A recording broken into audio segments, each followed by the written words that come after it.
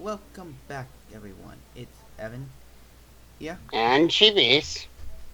and this is our first live stream of. Wait, where am I? Oh, I remember.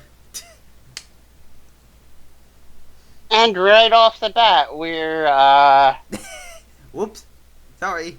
I forgot I was an orc fighter. alright, the Orc Fighter looks kinda cool. Yep, and you can have them any shape and color. You can have them be yellow, red, blue, basically any color. In this orc fighter group you can see here, this formation you see which has one orc spaceship with four normal orc fighters and a super orc fighter, which is the tan one. In this formation, it called striker fight, which basically these orcs rely on swarm tactics, where they basically swarm the enemy ship and start attacking all at once, while getting their much more heavier cruiser lined up for a killing shot or disabling one. The main goal of this group of orcs is to basically disable the big weapons, or failing that, making them so inaccurate that a glancing hit off the ship will not do any damage, or it would just make the paint slightly thin. And this orc faction, if what I this is my own variety of orc faction. This is called the Blue Tooth, since since there is no blue stair block or slab block, I decided to use purple block for the representation. Now, do note, orcs, why do they strap on lots of bloody guns on this ship? Seriously. If you're making an orc ship, just attach as many bloody guns you want on board the ship.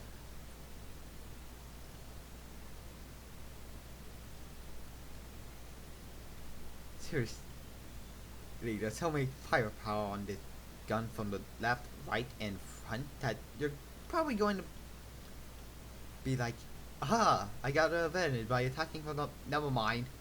Turn around.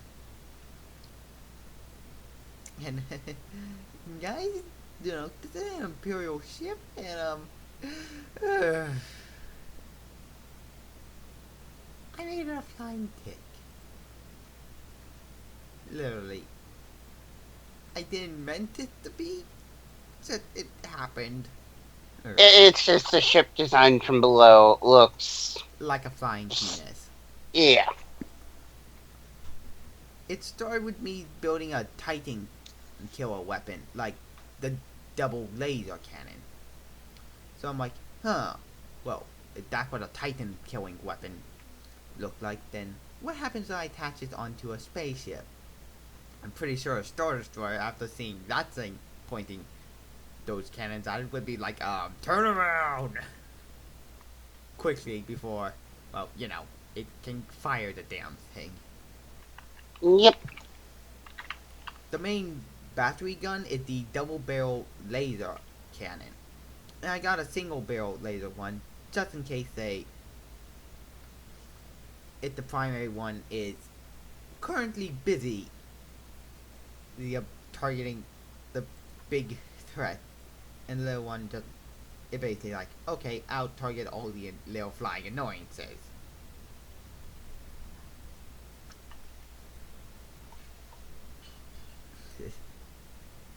I also built the Bluetooth looted trucks.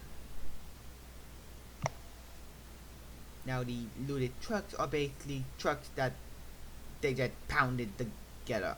I made their trucks look like they just grab pieces of truck metal from other broken vehicles and decide, well, let's just refine them to a finer point than just making them look like they're just put together. But I still have that part on, like some of the paint is slightly off centered by a block or two.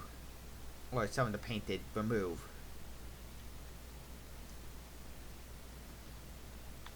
Yep. Which gives it all the orky feel. And instead of adding a bunch of guns on the truck, I decided to add one powerful minigun and entire, well, basically what orc call company of orc company on the trucks to charge in. And I made a Geller field, which, by the way, in true orc fashion, I made these things so they can blow up.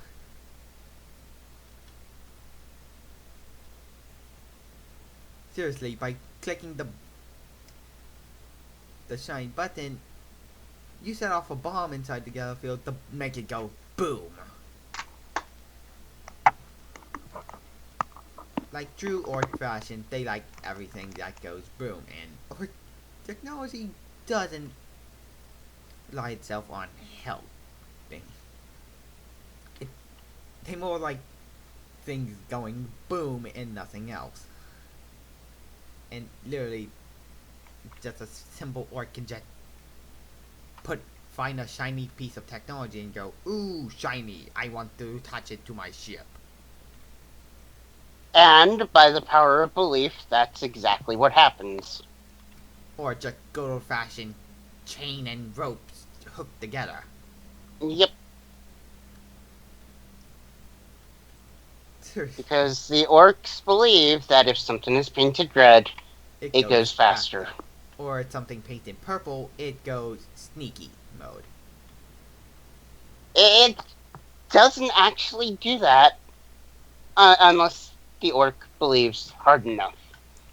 Either hard and then enough through the power of belief or chaos. No. Belief or chaos, it will magically work. And by the God, I'm listening to a story called The Beast Rises, and my God, the orcs are getting a little ridiculous. Seriously, how the heck did orcs manage to make death moons that no one notices? Or, how the heck did the Imperial Man did not notice the orcs hoarding a bunch of metal and guns and not using it? Who knows? Now, granted, the Imperial does have a keen eye of just basically looking the other way, but still. Even during the Horus Heresy, where everyone was basically trying to kill everyone, they would have noticed that the orcs were grabbing enough weaponry and armor without anyone noticing. It's not. And by the way, the orcs are basically doing what the Empire does. Oh, you destroyed our first Death Star? Oh, here we go, a bigger one. About the size of a planet. The first one they destroyed, the Imperial Man barely survived. The man destroyed by doing what the rebels did and charging in fighters and bombers to try to blow it up in the weak point.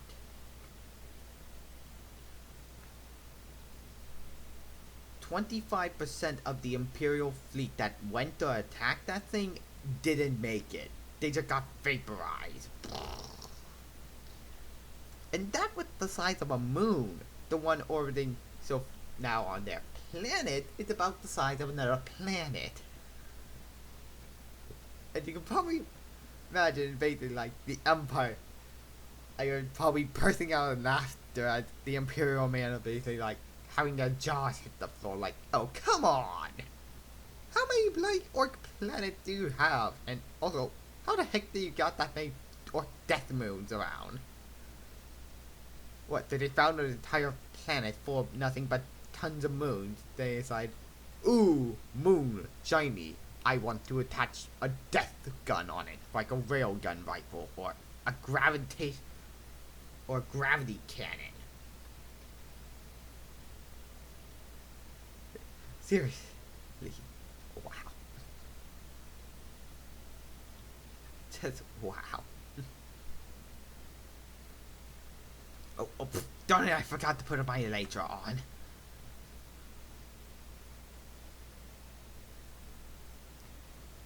Okay, I'm going to be taking you guys through, well, what I've been up to so far.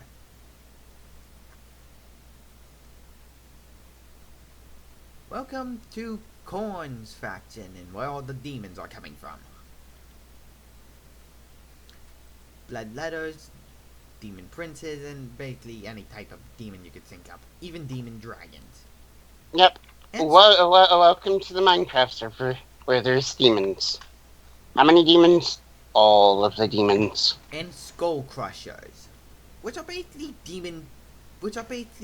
demonic rhinos who are basically made out of metal.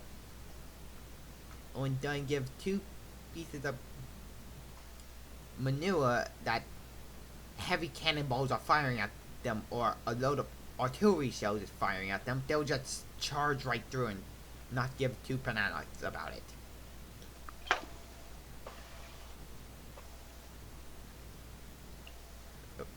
Which I have to say, very efficient corn. Heck, if the Chaos Gods were real or if they were real magic, I would have been worshipping corn and getting myself a pretty mighty warband army. And probably mopping the floor with anyone who hey, ain't that a little cuckoo? I would be like this. Out of my way! Vroom.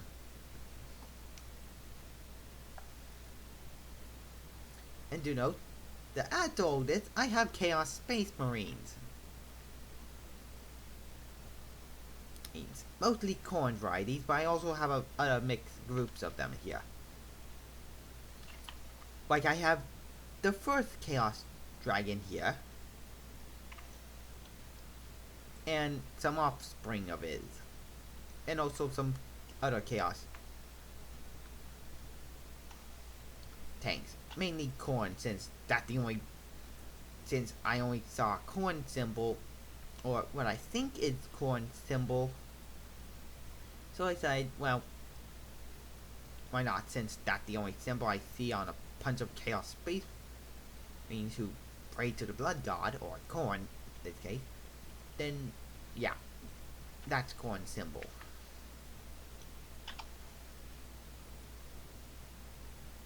And you know, guys, I also built from Undertale's the Gaster Blaster.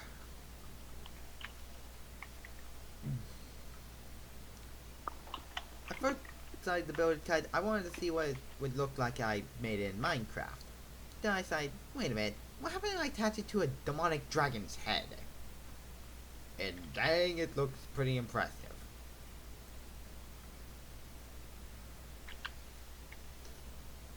I also have with this entire Chaos army some Chaos soldiers and cultists and other people who have no Chaos God they've been marked by, so they believe in every Chaos God. I have the Iron Warriors here. I have the Night Haunters and the Black Legion tanks. I also have where Chaos set up shop a small Imperial base, some wooden bunkers the Imperial just made, and a couple of wyverns. Though my exemplar of wyverns are more akin to dragons, while my dragons are more akin to great bigger dragons.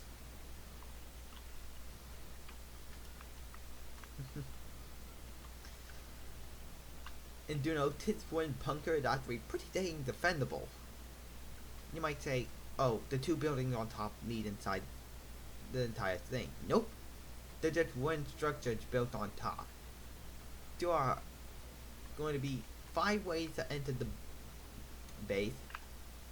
And almost all those places the Imperial man can just do this, like say an entire bunch of demons are charging in. They can just smash part the roof and have nature do its course and drop a bunch of debris on top of them, blocking the path.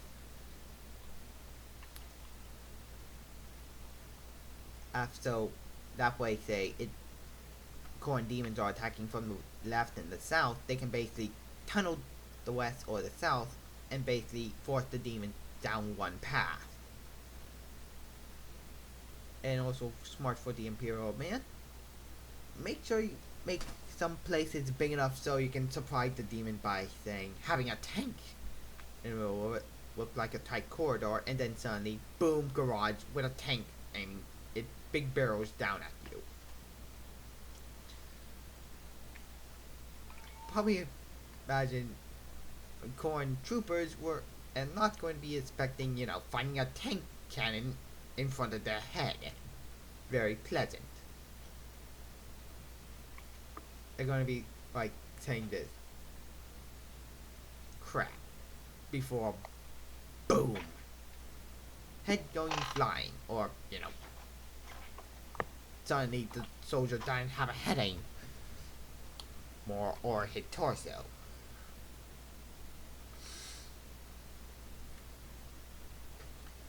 I couldn't decide on what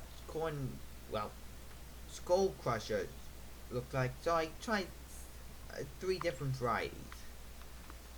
I tried a pure iron one with nether brick and red clay. The thing like that, this thing is both metal and organic. Since I didn't know what they were at first, I just saw a cool art design. I was like, okay, I'm going to be building that in Minecraft. Then I built one with the smoother head, then a giant pointy spike on its head, and gold patterned with the red clay, the signal as organic and metal. And then my third attempt, I basically added both metal parts on and made it look pretty intimidating. Though Korn isn't just a god of war, he's also another god, the god of building, since everything Korn makes literally have brass on it. So my first attempt at making a giant demon with some brass pans were accurate.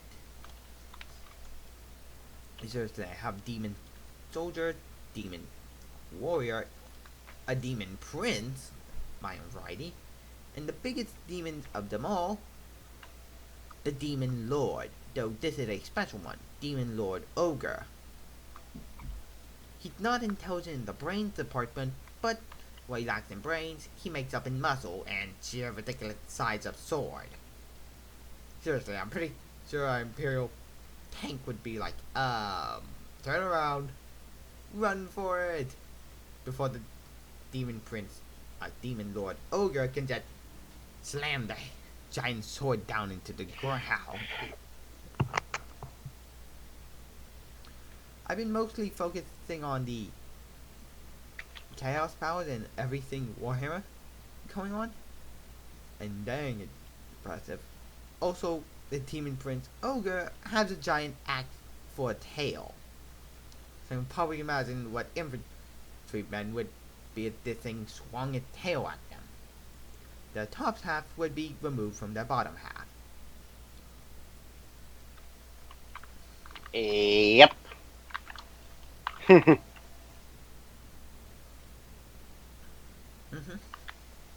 I also made a couple of different variety of demon portals and gates, and also a couple of very funny, ones I thought would be kind of humor for like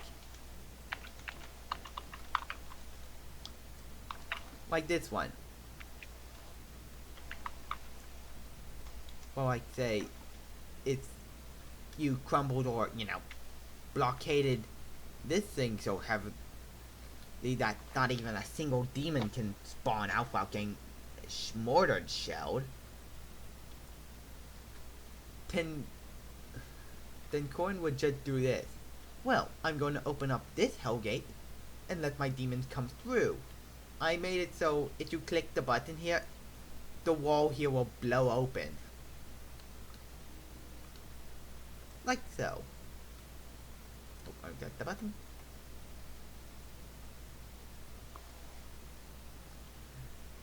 So a lot of corn demons can basically charge out and start wreaking havoc.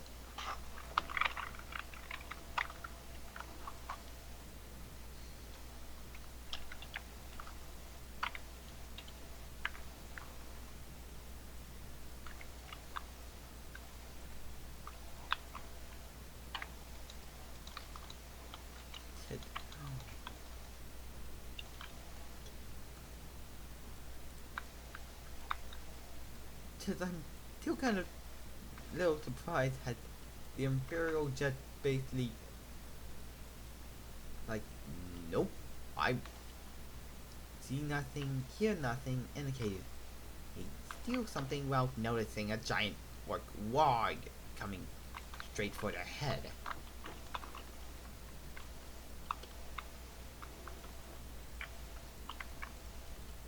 Which, by the way, how would you miss an orc warg? They're not the stealthiest dudes ever, they're more like barbarians. They're not ninja assassins. It's the color purple. We don't see them because they're purple. These guys just came out of a giant tunnel network that just, like, 1 minute an entire Imperial fleet above, a minute later, hey, our systems are reading something. It might be a bug. 1 minute later, suddenly the entire fleet is almost gone. One ship survived, and it was crippled so much that, yeah, it's not going to be moving anytime soon. 1 minute there was no other moon, and the next minute suddenly, boom, here's a moon for you.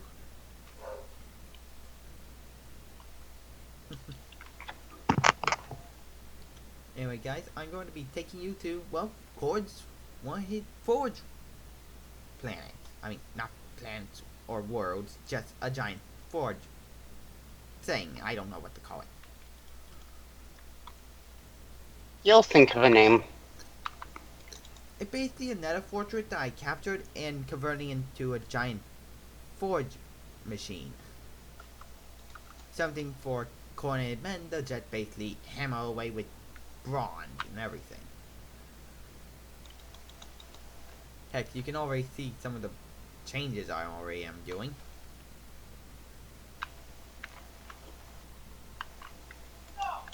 And this is also a place where I like to have some of the Star Wars ugly ships are. Like the TIE Z or the T-TIE. Which are basically TIE Fighter wings attached to a Z95 Headhunter. Or TIE Bizarro, which basically has two cockpits, one TIE Fighter wing, and one of the cockpits converted into artillery cannon. Not the most stablest of fighters, but hey, it works. And you know, on the roof I have corn. I started putting some vast changes around the nether fortress. Example, the bronze and brass chains. And giant pots of molten lava. And red dust, which is supposed to represent, well, blood. Because corn likes mixing his bronze with heat and blood to make demons. Seriously, you can get hand them a bucket of blood and you can make a blood letter out of it.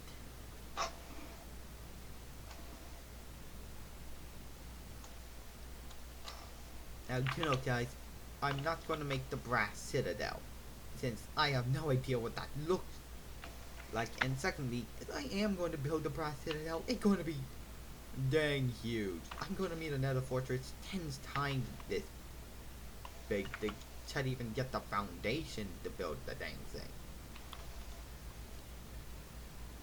Here's some blood letters. It's walking around. Well, hell basically. I tried to make it look more like hell can possibly be livable by adding some dark oak and some apatite wood around. And also the lovely greenskins, which have a looted wagon. Again, since cut gun boys are basically rampaging around Corn's capital Homeworld and basically like duking it out with any Corn's troopers. And you know how lovely greenskins are. Once they get on a planet, they won't bloody stop up until that planet is gone, or, you know, trying to wipe out an orc population. Firstly, Zelcha, you're not going to be doing it anytime soon. Now, you know, this, tank here with all the spiky metal skulls and the redstone, this is a demon-possessed vehicle. Basically, the Dark Mechanica basically side, well, screw it, let's just get the frame for the vehicle and have one Corn's demon give it a makeover. And that's what this tank is. It's a demon-possessed tank. And that he can hold virtually any type of demon he commanded before becoming a tank.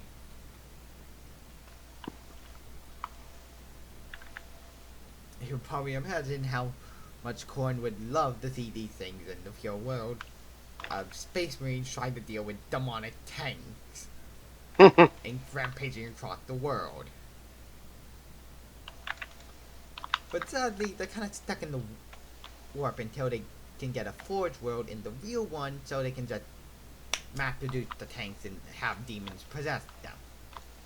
Yep. Like Chaos Titans, for example.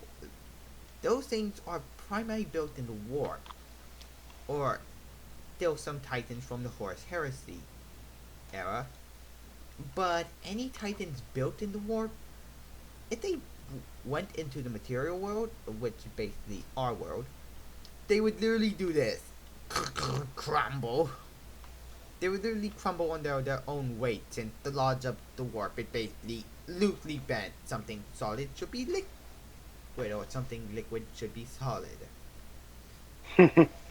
It does follow some basic rules, though, of laws. Not all of them, but some of them. It's our world is a dead, drilly place, then the warp is dead and drilly.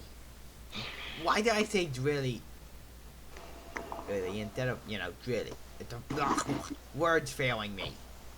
Damn it. And you know, the Nether Fortress I captured is huge. But not as huge as the Nether Fortress I saw when I looked over here. Seriously, this one is bigger. I told my brother, hey bro, there's a bigger Nether Fortress nearby. He checked it, and by his words, he said this. As soon as you told me I checked, my jaw hit the floor. Because this Nether Fortress is even bigger and grander than Eric's. It's mostly going through hallways, which is kind of boring.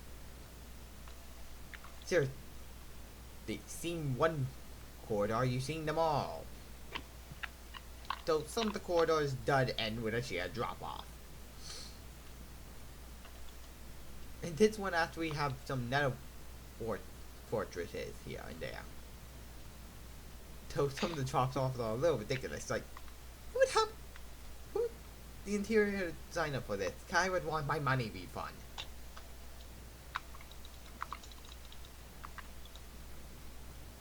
Like, I started at the front hallway, and I only explored 25% of this thing. It's huge. Some parts are literally buried under all the netherrack, while parts are basically like...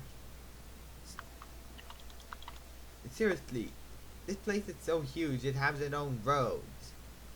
No, literally, see?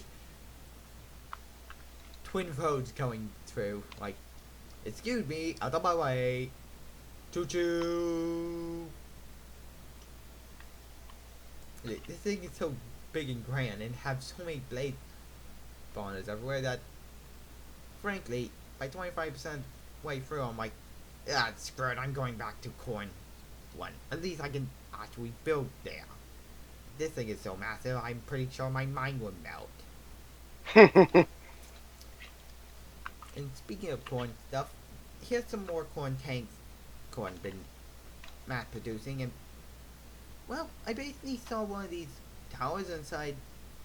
Well, this one is close enough to some land. How about I make a like garage to hold corn tanks? And that's what I do. I mean, not do, did. And it looks pretty, well, cool.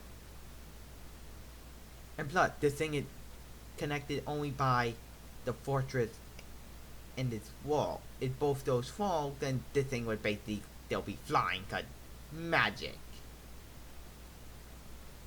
And literally, destroying a demon homeworld is kind of almost impossible.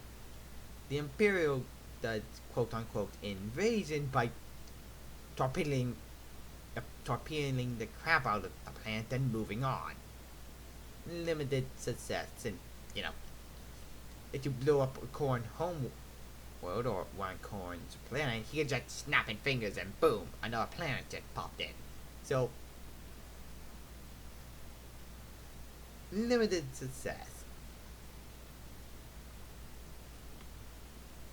Right in here, it's a forge area I'm making, though it is taking a while.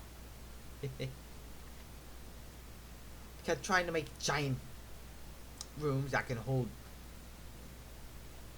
giant pots is kind of a bit difficult and tricky. And also where I like putting in my stuff, like all corns, the more demons and stuff, how to make the tanks and vehicles. Seriously, it takes a while to try to get the place built.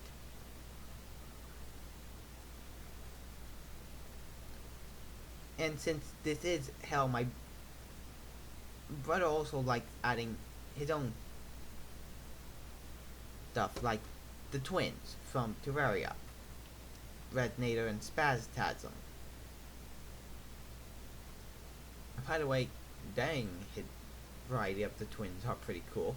And the Wall of Flesh, since this is hell.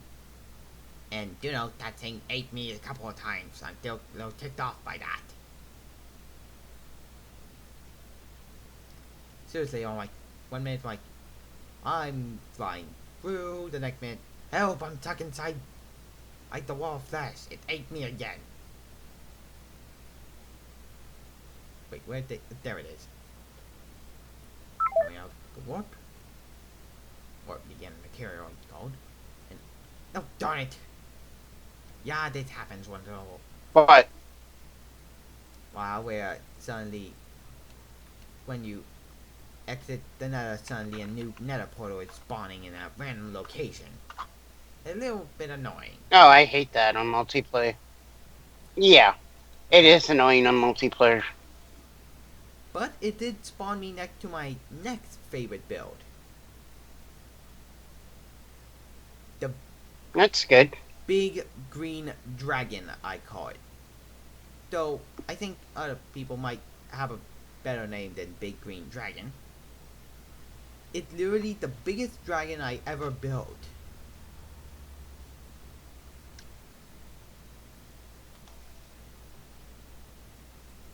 And you can enter inside it, and it does have blood pumps, the blue and the red ones, a heart, or and everywhere else it's connected to it. Like its head, its wings, its tail, basically it's connected everywhere. And its feet. I also have a map in here to show you how big it is. Seriously, it takes up one entire map chunk.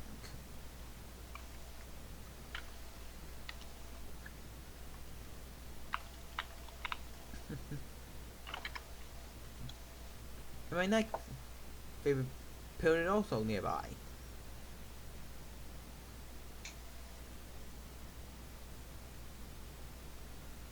Going down.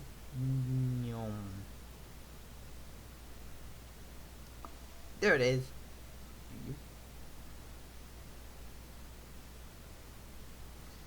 A Final Fantasy 13 build I made a while ago, but I still like it. Final Fantasy 13, the Juggernaut.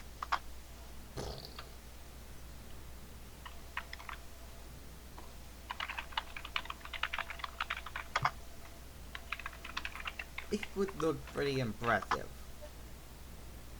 And it is. Yeah. Also, I made some chocobos, and Teresa, after I showed her one, she said, "Can you make a small one?" I tried to, but failed miserably. I couldn't make the one on about the size of a quail. And literally, those things are tiny. And you can't have the chocobo you want any color. Or from the Minecraft Wolf selection. From white all the way to black.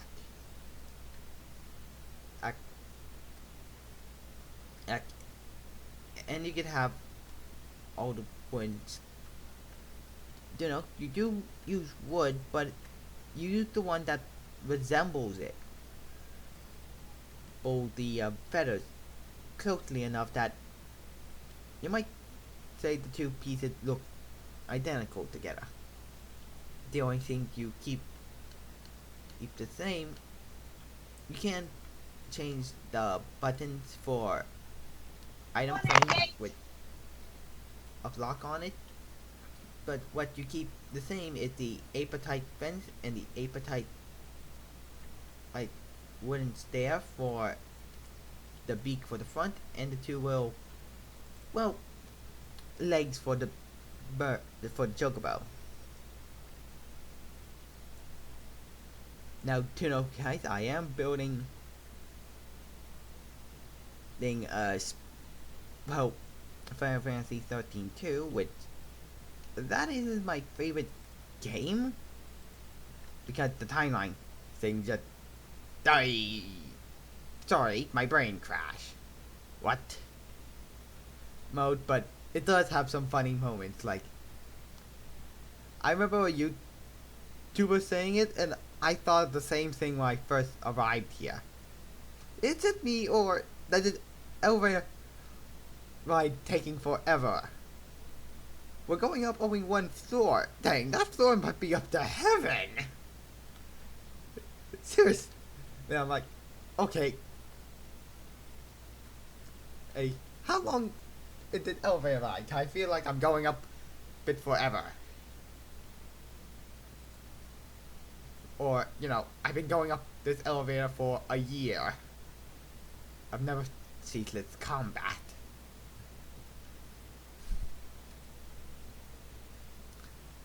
And do note, I do have the Final Fantasy 13, not 13-2, do note, just 13 Arc Forges, I'm calling them. I don't know their names. Arc Holders? They just show up in the Arc, but they're pretty unique. They're basically giant storage units to hold some Fal'Cie troopers and droids. And yes, do note, I have made some TF2 references here and there by making my first attempt at making a minigun. Which I have to say looks a little accurate, but at the same time not.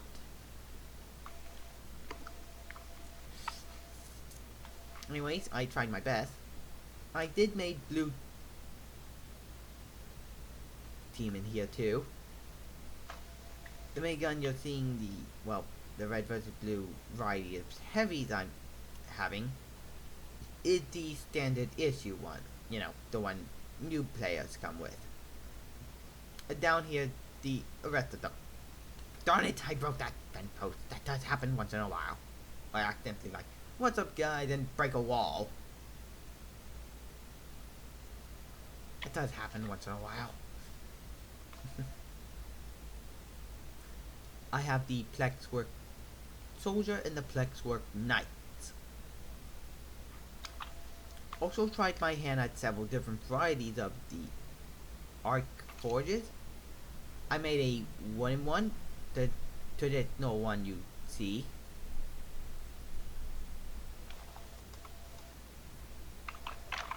Down here I made a gunmetal gray one with gold and a ancient one with iron on it. Each one of these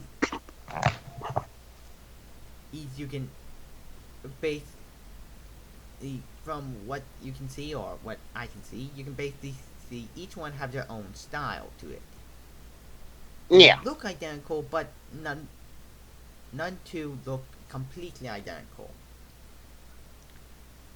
You can basically see the sandstone one have smooth stone and chisel stone, the same with the golden gunmetal gray brick one, but both of them have unique styles to them. Heck, if you want to, you can switch the bottom and the top one completely reverse, so you can have the top one be the bottom one and the bottom one be the top one. These things are designed so you can stack multiple identical like varieties of these on top of each other. So you can have like ridiculous ones, like ones that are tall towers, or you can also have them open or close. And you can have damage varieties. See, you can have some of them crushed in, other ones slightly broken, or or some of them with one part of them completely disintegrated. All that left is, well, they were arms.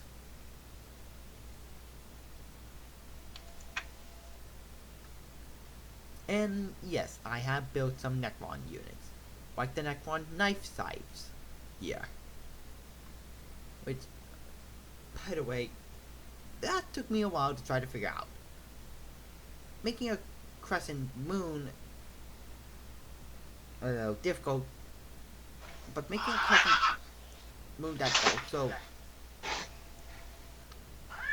looked like a knife scythe variety was a little more tricky.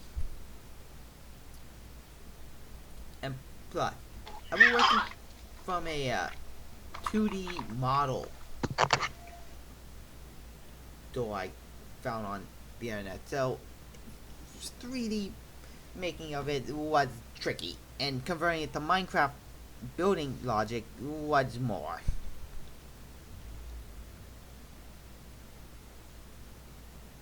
And all the way over here, where you can see the beacon shooting into the sky, it's one I'm very proud of. It's not finished, but I'm still proud of. Homeworld, Deserts of Karak World. This is the, well, this is the giant, well, I'm going to call it the office of the mayor. The mayor office and the research facility are right next to each other. Down this road and past the fallen trees. I like doing this once in a while. It's the actual wall. It's going to be pretty big. Like, seriously, you can build like bloody mansions inside this thing and it wouldn't be filled up. I made some unique mechs for this. I made the walls big enough so like an entire company of troopers can run through, or a vehicle can be in here. And on top of the walls. And do note, these are special blast doors that took me a while. Because dang, putting that much cyan clay and then putting in a gold rim with chisel blocks and making it 5 feet wide by 10 feet down wasn't easy. And making it big enough so it actually looked like it is possible, but it's not easy. I also have the debate of retaliation squad charging in to try to stop enemy troopers. You can see there were defense cannons, and you might see one of them is not going to be operational anytime soon. And you know, in here there are also blast doors, but not at the powerful big ones. Small ones so they can close off individual rooms. Like this one, for example, they're closing off because a lot of enemy units just broke in.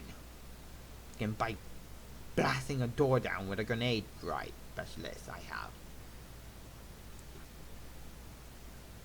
And good thing, this room is used for nothing. It's just a random room I have. An enemy communicator who can keep in touch with the main force and everything. And you might wonder, wait, how the heck did this cannon blown up, and why the enemy transports have black armor in some patches and a burnt, blown up area? Well, all 4 of these cannons fired at it. Some hit their mark, sending the armor or doing significant damage. They were going to blow up one of these things, then another one appeared from just jumping through a webway and opened fire at the closest tank. The closest basically ship tank weapon and blew it up. The 3 crew members who were operating it are not alive since, you know, it hit the cannon on the top and made it go boom. I also have several of these. Well, hang on, let me take a drink. There we go. Several of these small little, well, scout vehicles. But the primary advantage of this base is it's separated by a large river. How you're supposed to use a retaliation squad that is mostly ground based across a river where the enemy can just basically like, screw you, I can fly over your head. That's kind of hard to do, because basically the enemies can basically hover over your main advantage, which is also your biggest weakness. How are you supposed to retaliate against enemies who can just hover over your river? For when your vehicles are mostly ground based, and by the time you like charge, there's nothing to get to the enemy since they're on an island.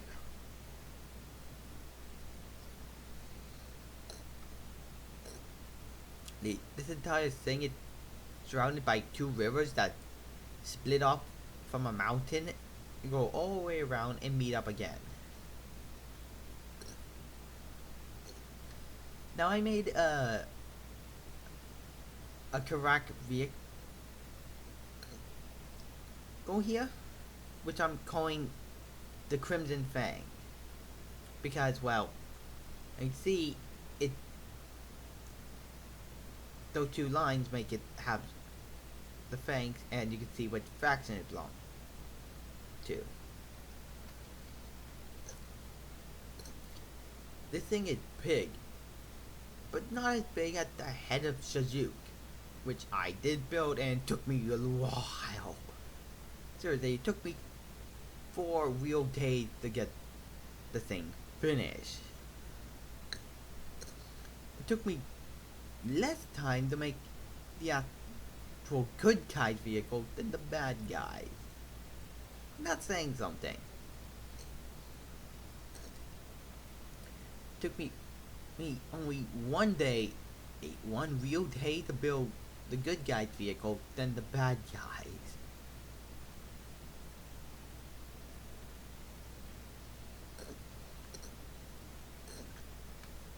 And do note, I have a bunch of all the fancy equipment on. I have the research facility, a big old map showing where it is to the enemy.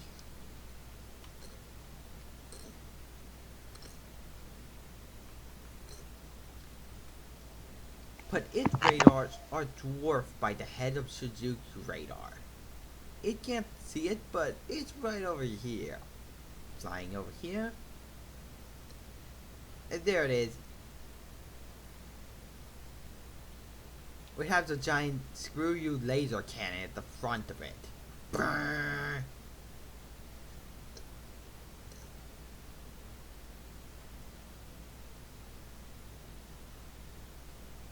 And that's the head of Suzuki's main ship, and it has more radar equipment on board.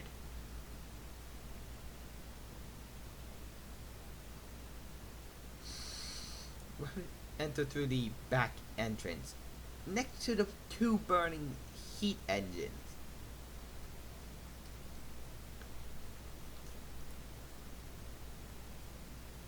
You know, trying to get a gravity generator looking like it actually worked was a bit tricky. And you can see how its radar is. Boom, boom. It has connection to its main units down here. It has connection to all of its units. And can get a detailed scan of where the enemy transport is and how big the enemy city is. Just by one radar scan. And you know, all these rivers are natural. So, yeah, our entire Minecraft world is basically classed with so many rivers, and I'm finding a lot of bloody ravines. Seriously, I dig down for a couple of seconds and suddenly I find 10 ravines connecting to each other. Seriously, getting a little ridiculous.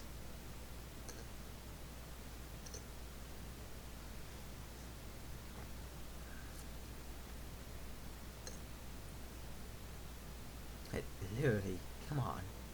How many goddamn ravines can I find? Like 1 minute. Apparently I found 20 in 1 minute. Seriously, why would making the winter trot wall once would Pope be a giant wall that I was making?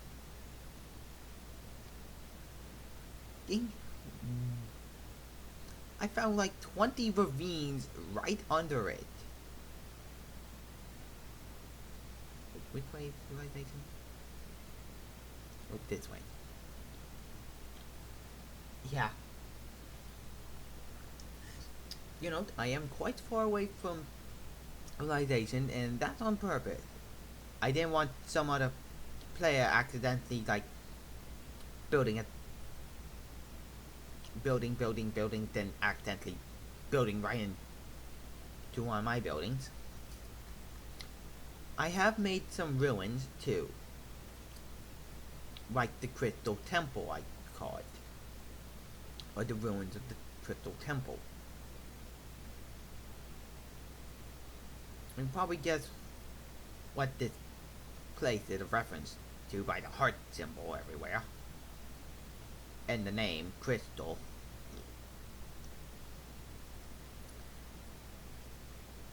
I added a broken down chariot out here, which I just built the chariot from one world, set a bomb on it, and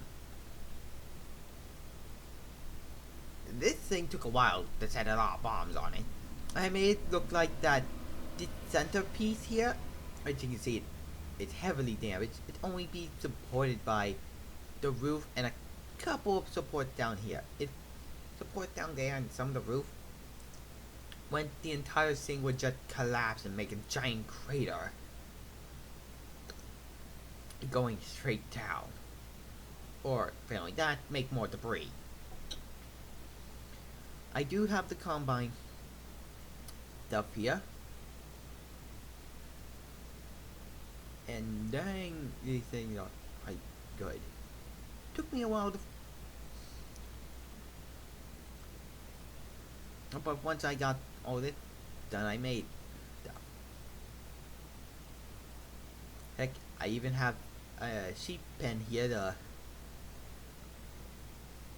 get sheep wool for the, well, armor color for the combine soldiers. Don't all need, well, got here with no pants. They're supposed to be, well, the Striders from Half-Life. Right here is all the, well, stuff, and when they're meat, they put in the furnace here, and the furnace heats up. And they use a lot of saplings, since, well, why the heck not? They're surrounded by literally acres and acres and acres of forest. Why not use it? Yes, there is a UFO here, but it's kind of doing nothing aside lasering. You need to get resources. And right here, one of my builds, a Fallout build. Now you can see it has the mercs in it from Fallout 4. And some Fallout New Vegas drones like Mr. House Securatrons. But also some Securatrons have been reprogrammed by the mercs at their own varieties. And they have some superior weapons since they can fire 4 bullets before they can fire 1 bullet. Though that doesn't mean Mr. House Securatrons are bad. No, he has an entire supply of them in this garage here. Or warehouse.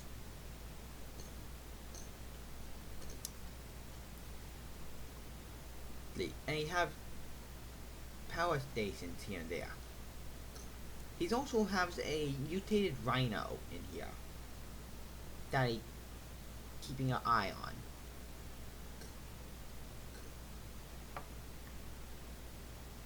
And lately, there is a old Securitron I have up here and a powerful one.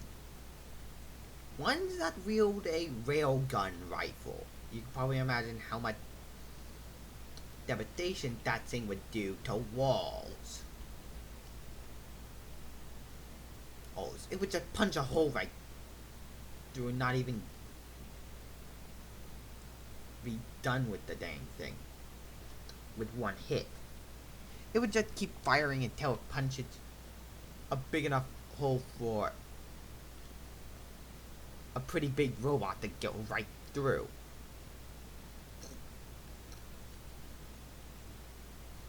I also have my Kingdom Hearts references, like that mutated rhino you saw. Well, that was one of those Kingdom Hearts, or the Dream Eater rhinos. Also made the Dream Eater elephant.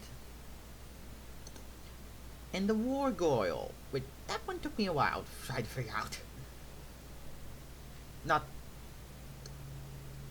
feet, but trying to figure out how the heck to make this thing look intimidating, but not that much. I also have some old world trains going around, and by the way, I want this to be like an event in Fallout, because it wouldn't be that hard to implement. A ambush one where players can basically rest up, chillax and all that stuff on a train, but there is a chance that the train might be attacked by raiders or gangers, and you will have to defend the train with the train operators on board defend the train, hidden from the raiders and gangers. You can collect their gear and weaponry like normal, but once the event is done, well,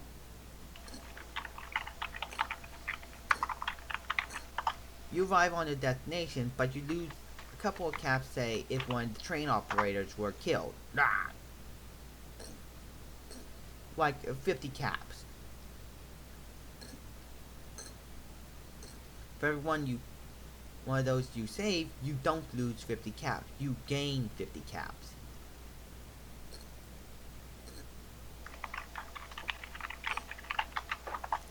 So that would be pretty good.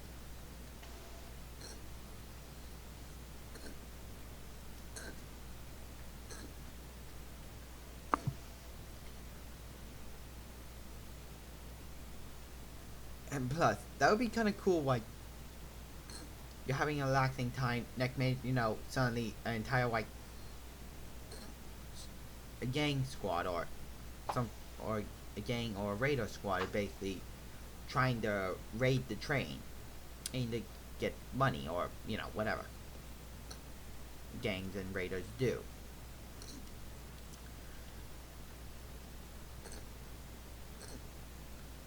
There are also civilians on board the train. They can't fight that well, but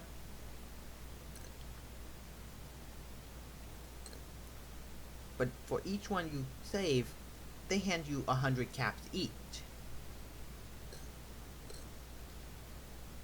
I'm pretty sure those 100% players would be like, yes, need.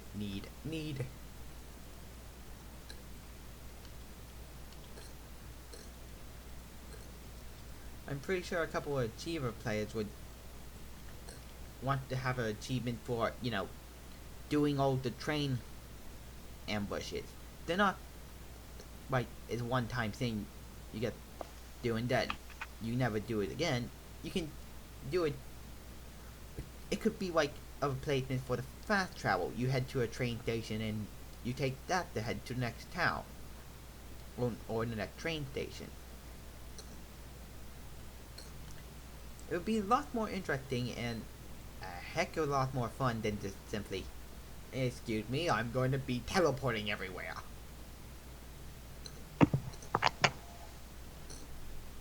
It would make a lot more sense if you took a train to every town that has a train station, or, ones that still have train stations or made their own train stations.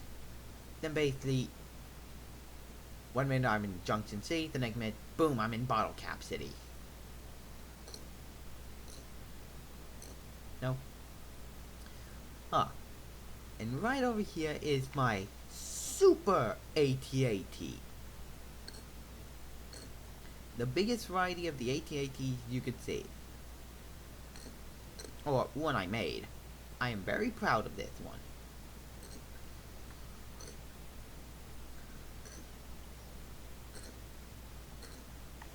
As you can see. Hang on, drink. There we go. And this AT-AT is huge. Literally can garrison 3 Roman legions on board and still have enough room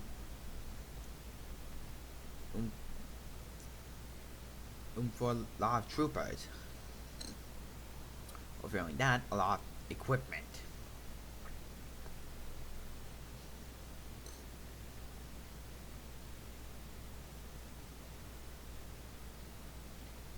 Now, here's that winter track wall I'm talking about.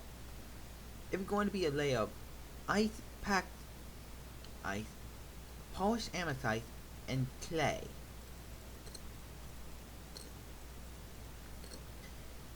Now, what I meant by ravine by ravine, this is what I meant.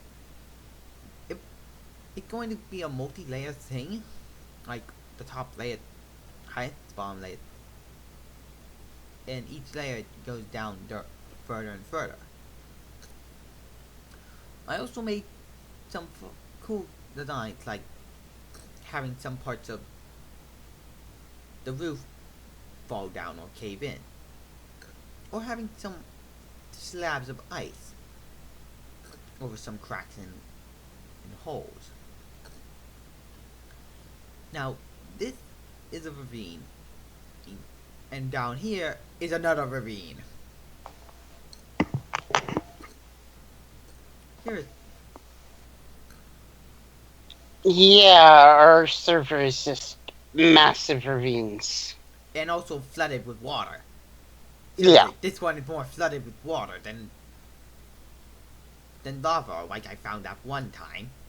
Seriously, what the heck? Like, one minute I find a simple dried ravine, the next minute suddenly, help, I'm burning in lava.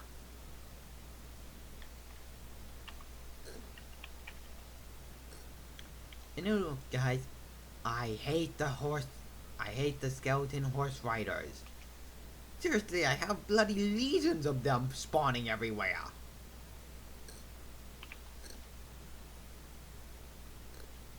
You can probably imagine that's slightly annoying. Or entirely annoying since, I'm like, dum da dum da dum building and then suddenly 10 more Legion horse archers show up out of nowhere. Yeah, with skeleton horses. Seriously, this place here is covered in skeleton horses. Yep. I've seen a couple places around the server with just Wait, what the? massive skeletal. Okay, apparently this part is deep enough that guardians are spawning.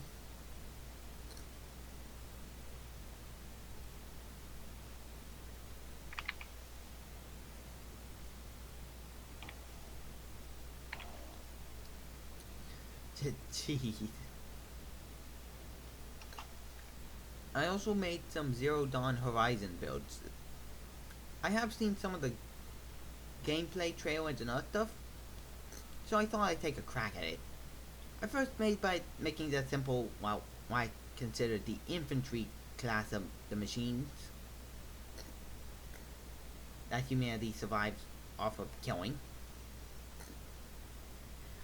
And then I saw a trailer for what the primitive humans of the future call the demon machine, which strikes me as odd because there are two varieties I saw. I saw what I'm going to call the demon machine possessor and a destroyer I'm calling the second one. The destroyer and the possessor have same legs but different heads. The destroyer is more like a giant blocky tank turret head with two missile pods on the sides, while the possessor more like has a minigun and a, well, double barrel or double barrel grenade launcher.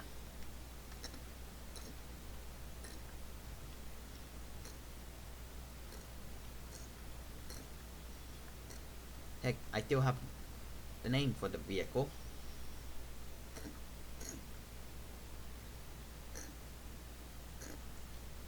Yeah, I ran out space here, so I had to put the N right next to the E.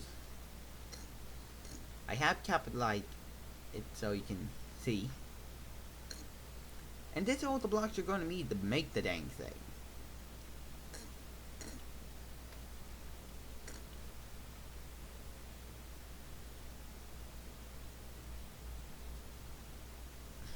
I have made several ships, but my most proudest one was my first ever attempt at making a Star Destroyer. That thing took a while, but once it was finished, I was proud. That thing actually looked like it could just be a Star Destroyer class.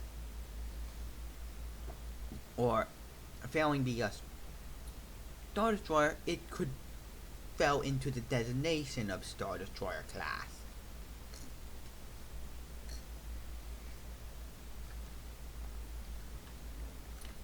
I do have Death Claws, or my best attempt at making a Death Claw. and well, the Deathclaw alligators.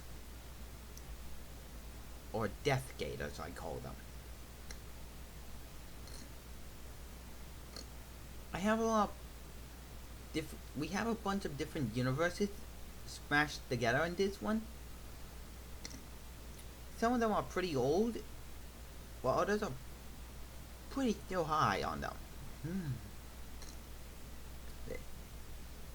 Like my Fallout 4 my alerts and Fallout 3 my alerts.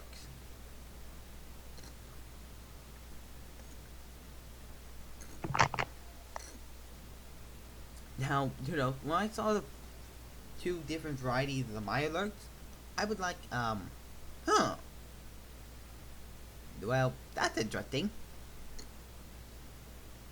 The Fallout 4 my alerts at least have more characteristics, and you can make them look kind of funny. And make them actually have things like swamp roots, everything, or rocks and boulders on them. Things I would expect from basically an evolution from a horseshoe crab.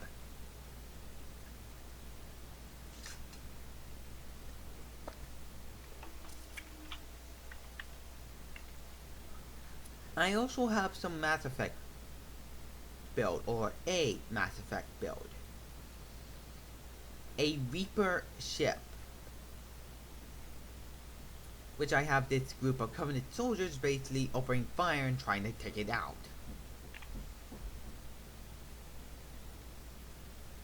Oh.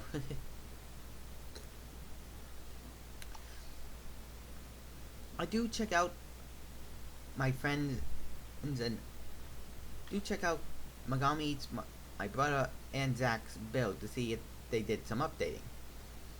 I'm mostly pretty impressed. Megami spent quite a lot of time on her medieval world and this one. Though some things still need to be finished, like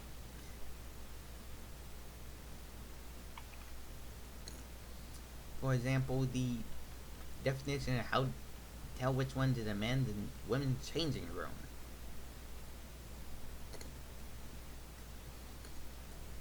But aside from that, everything is still pretty cool.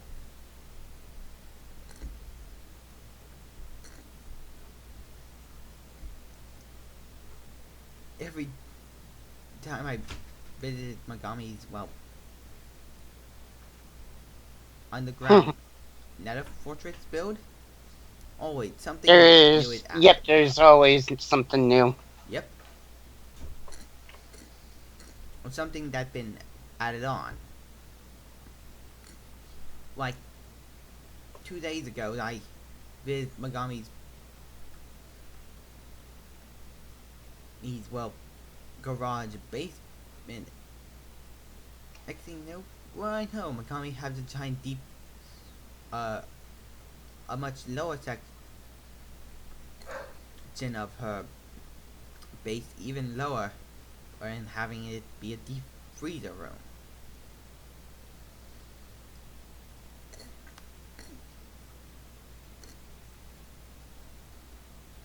And Megami is making full use of each room.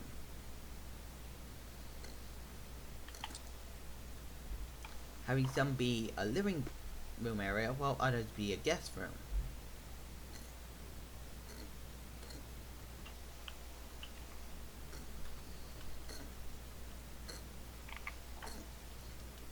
It is kind of cool how, well, every day I check out my friends' builds, something new is added on to them, or something new been builded. I take some sight and inspiration from one build and put it to another. Like when Megami saw my mechs over here heads, she decided to take that idea and make a turret out of it on top of hers.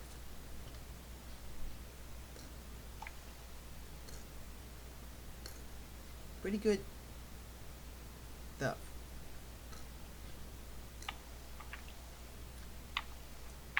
And my very proud build is still my first ever ship. Took me quite a few days to get this thing built. But I was proud when I built it. Because it's not a warship, it's a cargo ship. So you can... And it does have side... It have no weaponry of war or anything on it. It's just a simple cargo ship that I built and 2 side-mounted cargo transports.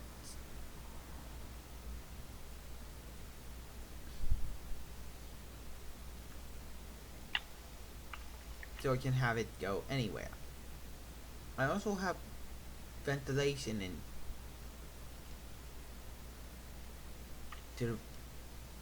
the various rooms. So that way you can have like several tons of ventilation going around.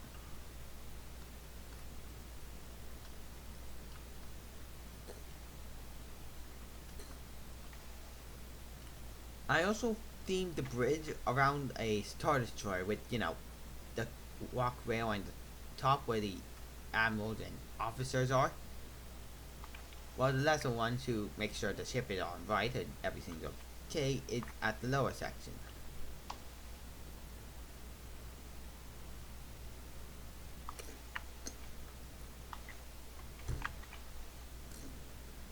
It's just really cool.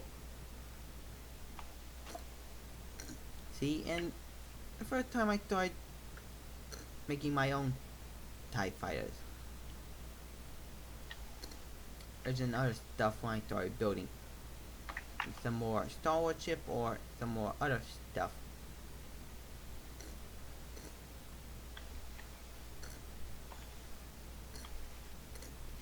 Still, my first reaction when I saw a world during when Christmas came around,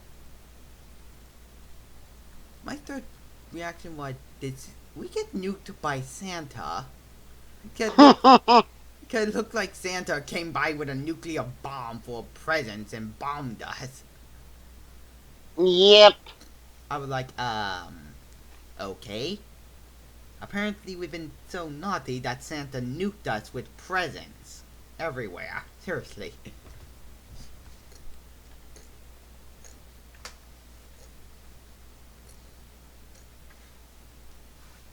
And it's just kind of cool how I can turn one place into a place where everyone can just draw a piece of information from. Like, I'm still proud of me and my brother building Clock Tower.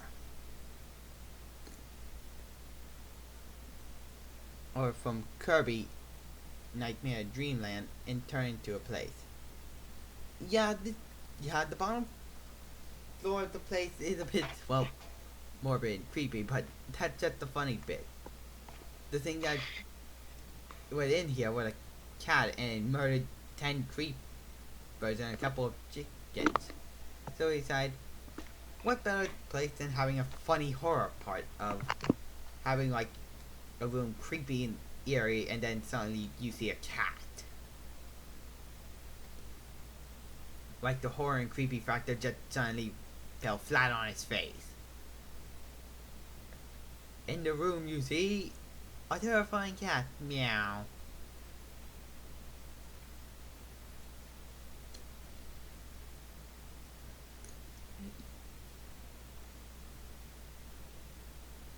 Huh. This is new.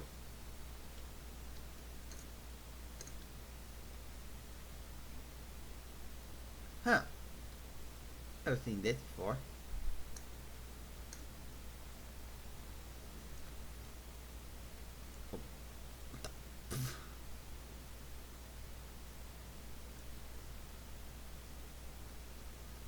Hmm?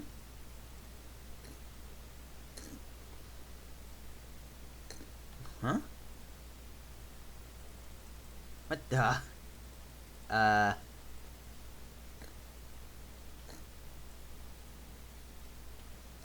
What? I'll figure that out later.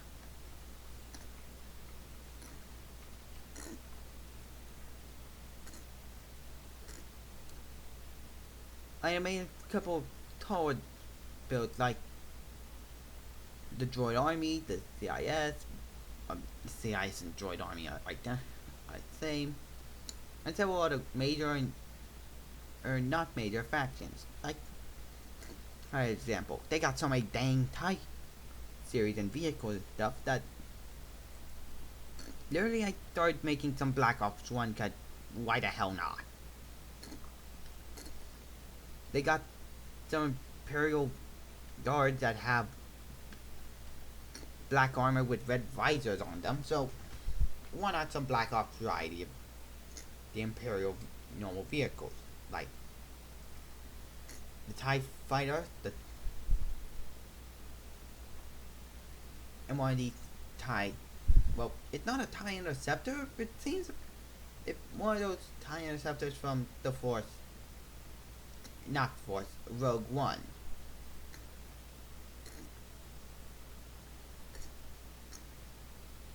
Also built a tank from Rogue One. I made some minor and pretty powerful groups, like the Mining Guild TIE, like the Mining Guild, which is a Empire-driven faction. They get their own TIE fighters and TIE series and their own group of private stormtroopers.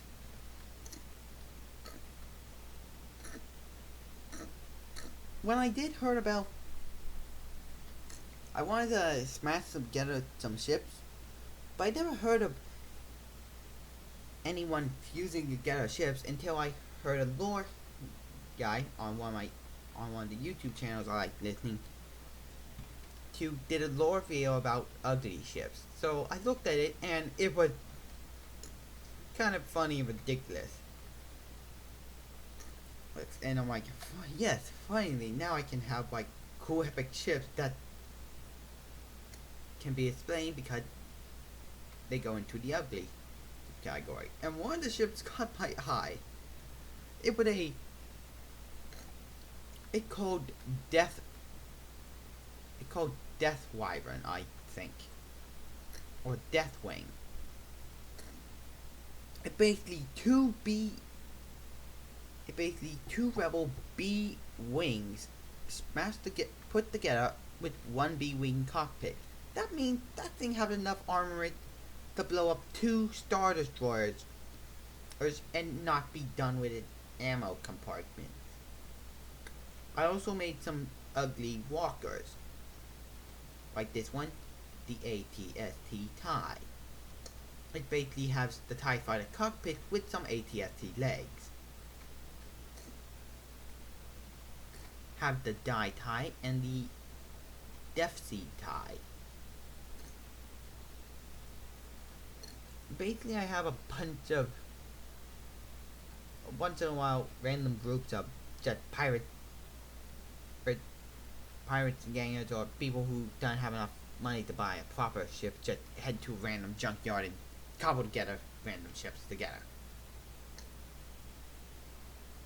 Sometimes it works, other times it doesn't.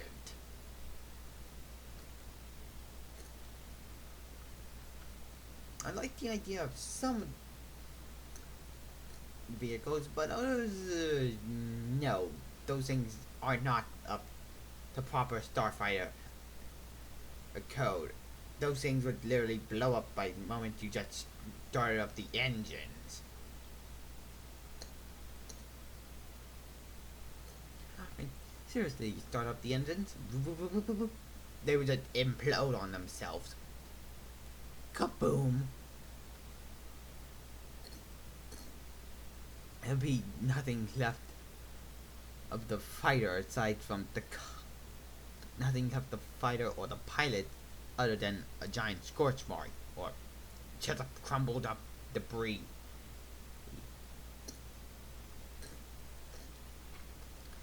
I also have played around once in a while with orcs with having their own orky factions, like orc tanks with this a looted wagon and a death chopper, as orcs call them.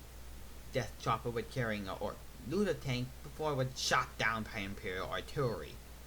So they disconnected the tank looted wagon and are checking out any surviving orcs. So once they see a different color orc, they'll just like, hey, those guys look different from our guys, so warg, and basically charge toward them with their chopper's rage.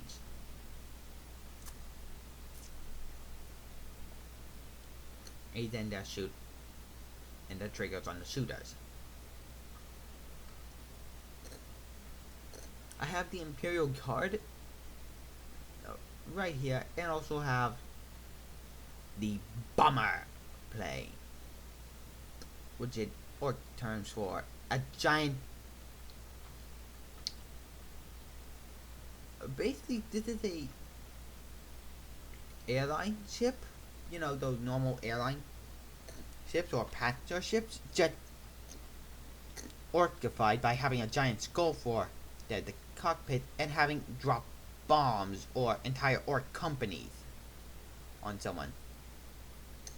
So the orc commandos can do their job.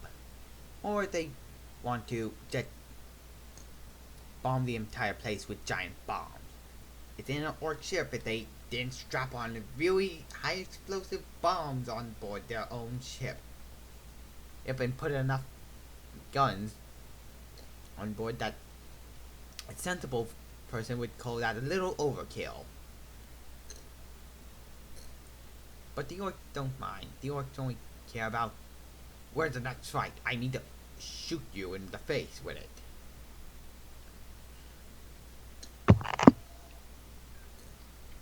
I also have some Blood Angel tanks, though I failed miserably at making a Blood Angel banner. I have the Dark Eldar who are arriving, and their banner I at least made. Though when my mom saw it, she thought the widow was flipping her off. I can get where she got that idea, but it would probably be a Dark Eldar's head symbol, since you see that every time when Dark Eldar shows up. I made both their tank rise, which you had to deal with, and the little tank drone.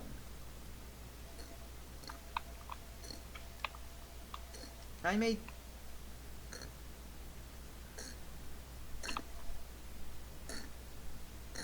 several tons of stuff.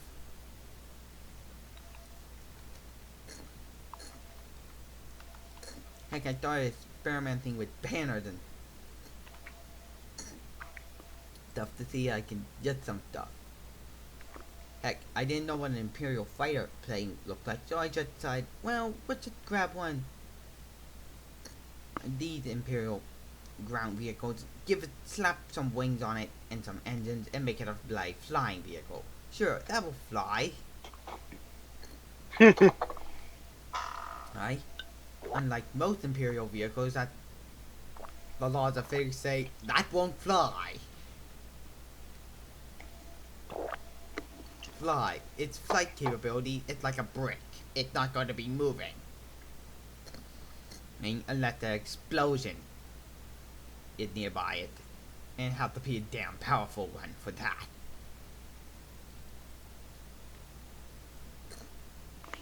Seriously, the Imperial man is supposed to be, well, us.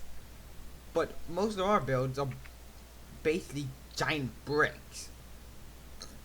It's that somehow in the law physics can fly, even though that fails horribly. At least building a tank is easy. At least building ground vehicles, we don't fail at it. Building flying vehicles, we don't. Flying vehicles, we fail horribly. But spaceships are at least easy we can build. At least we got that one correct. Seriously, Game Workshop, you should make some stuff that can fly. It did with a rock paper scissors contest between. There was a geometry and aerodynamics contest between the orcs, the Eldar, and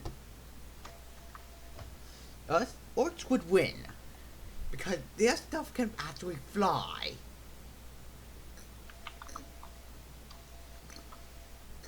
In the laws of physics. Our stuff and the Eldars can fly because they have hover technology, but nowadays, you know, in 2007, Eldar ships would be grounded. So would ours. The orcs would just fly overhead and laugh at us. Before dropping a bunch of commando orcs on our silly little hill and claiming them as trophies. Because we failed horribly at geometry and physics. What happened? 1 minute we're like, yes, we rule. The next minute suddenly the orcs outsmart us. At the 24th century, orcs are smarter than us. Us in at least geometry and flying. Our stuff is can the flying, throwing pieces of metal at the orcs. With the orcs can basically just put enough guns to just tell us, can you mind keeping your head down a bit longer?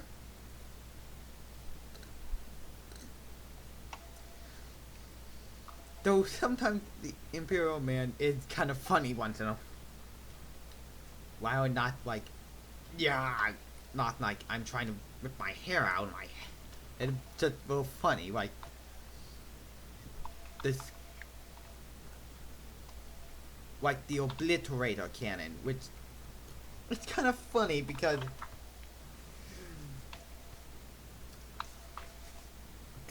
Hurch, the lore guy I listened to, said this: Commander, the ammo is screaming at me. What should I do? Just ignore it. Just ignore it. It will go away as soon as we fire the damn thing. Which I find is funny, hilarious. Like, how are you supposed to tell your subordinate that your ammo is possessed with the soul of the damned and the dead? I think you would be quite disturbed if suddenly you're like, sir, Commander, yes, what this bullet made out of? It's made out of the damned and the dead. I'm pretty sure anyone would just decide, screw you, and run for the hills. They heard that. Or failing that, grabbing the nearest blunt object and bashing the commander's skull in.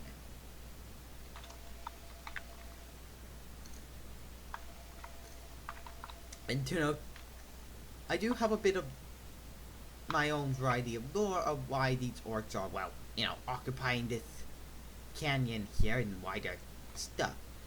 But basically, any orc personnel, vehicle, or anything that tries to get past this ravine will just basically get gravitated, pulled down, and thrown down here. That this place was so heavily cursed that the water here is cursed with poison death, meaning if orcs so much as touch the water, they're going to be dying.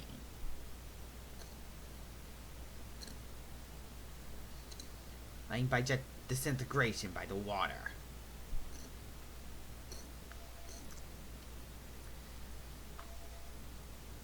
And the water here also has another thing on it. Every time it rains, the ravine gets more and more flooded. It will keep flooding until it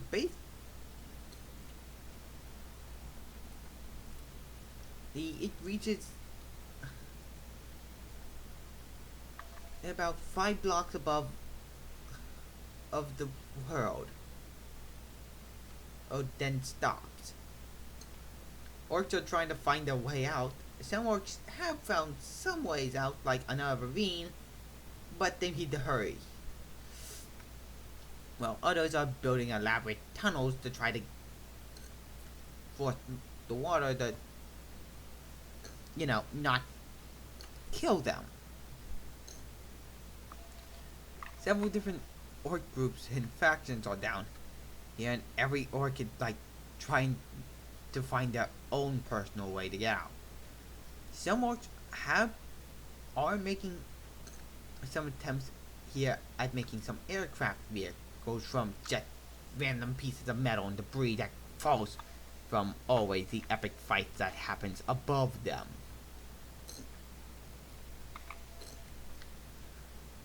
They tried making a boat once to go on the water and get them to, float them to safety, but the prototype didn't work out. It was too unbalanced and,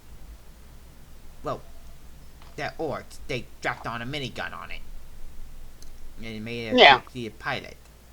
And the back orc was about the size of a normal orc war boss, but he's supposed to be a normal orc. So you can probably imagine this thing just tipping backwards, or then going back first down. Blub blub blub. They also are trying to make some flying vehicles. They succeeded to make them fly, but not very high before they're going down. But good thing the orcs made it so when it runs out of fuel going up, it can basically glide itself right back to refuel. The orcs succeeded at making flying vehicles, fails at making, water vehicles.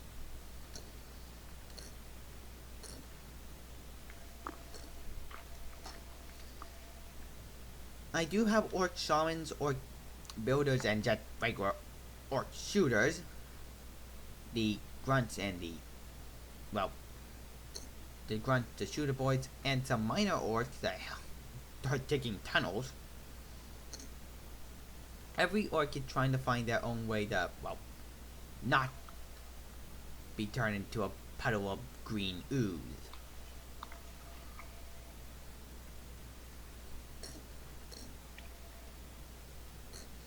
Some orcs are, doomed. Because they got separated by the other group, and, they're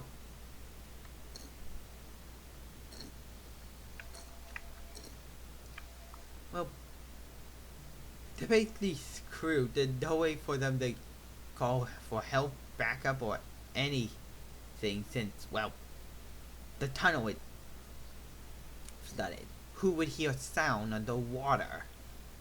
Oh, you can hear sound underwater, but it's not very good. How other orcs, help, we need you, or something along those lines. They would probably just hear blah blah blah blah blah, and think it was just some orc farting, or something along those lines.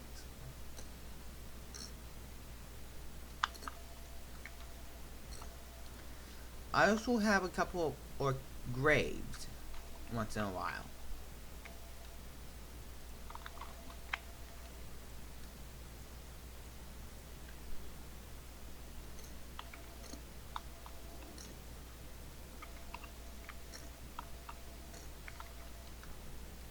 And they're usually right next to some orc fortress or orc graveyard.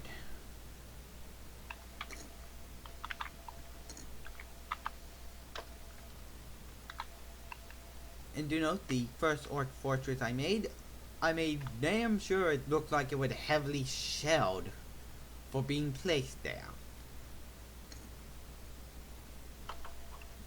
There are shell holes, there are craters everywhere around this thing, and even some that hit the mark.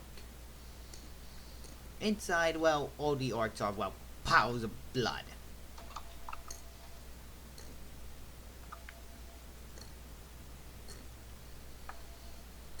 There are some orc maps that someone can take and grab and see what they were doing.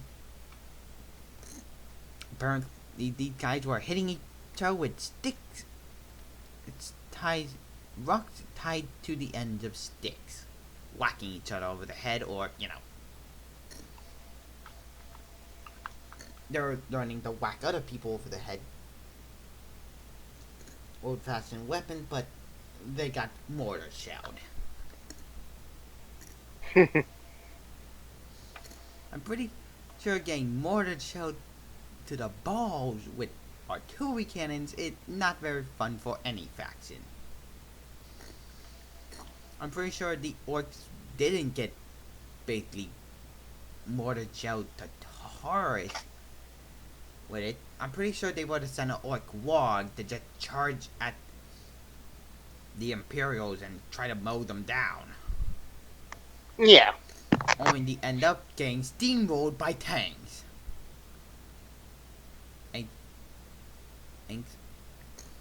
Like, they take care of a bunch of infantry, then tanks will show up and steamroll the orc to them. Nothing.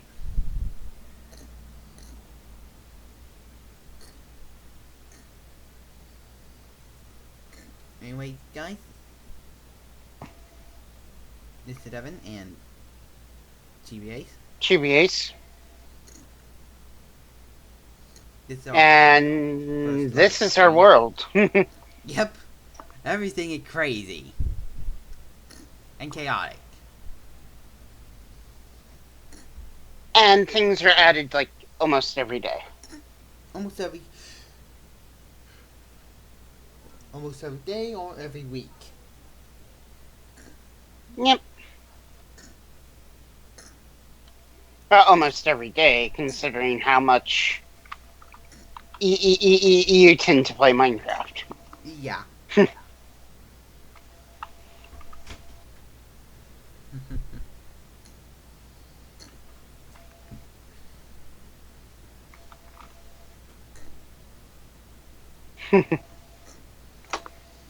So,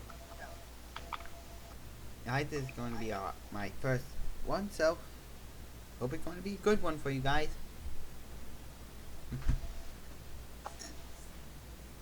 See you next time, guys. Bye-bye. Just hit the button